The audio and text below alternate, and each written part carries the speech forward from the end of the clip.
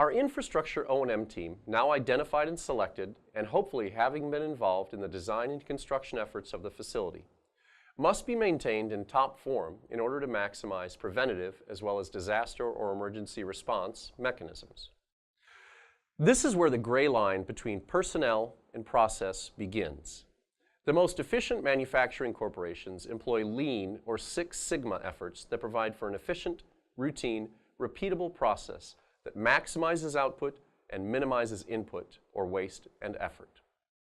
Similarly, our processes must also be optimized to ensure value and uptime, our output, while minimizing expenses and risks.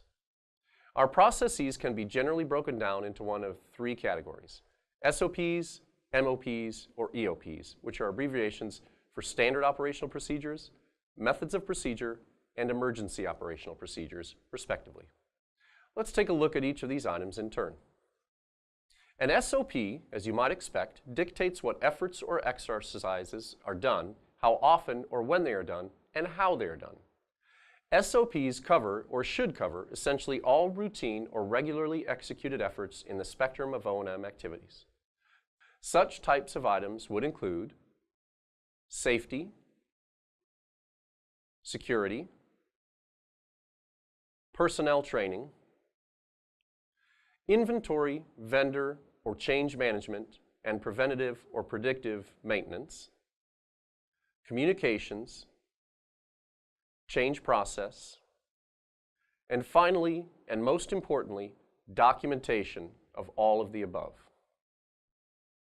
While this should not be considered an exhaustive or complete list, it certainly represents the most critical and common components of data center SOP efforts.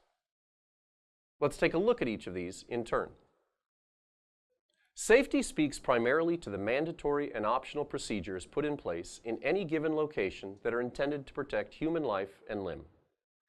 Safety must always be the overriding concern in any situation.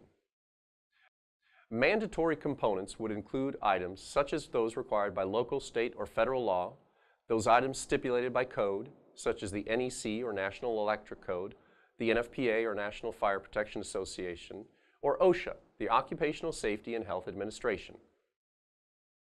Optional procedures are those requirements incorporated by any given company or entity beyond those minimum stipulated routines as required by law. Various components of safety include proper PPE, personal protective equipment, such as hearing protection, eye protection, or hard hats. Availability of MSDS or material safety data sheets. This is information that a facility will have on file for hazardous or potentially hazardous materials or equipment, such as lead-acid battery strings. Spill kits, which contain cleaning and absorbent materials, as well as quantities of basic materials, typically calcium and/or sodium carbonate. And eye wash or shower stations to wash off hazardous materials in the event of a spill or other accidental contact.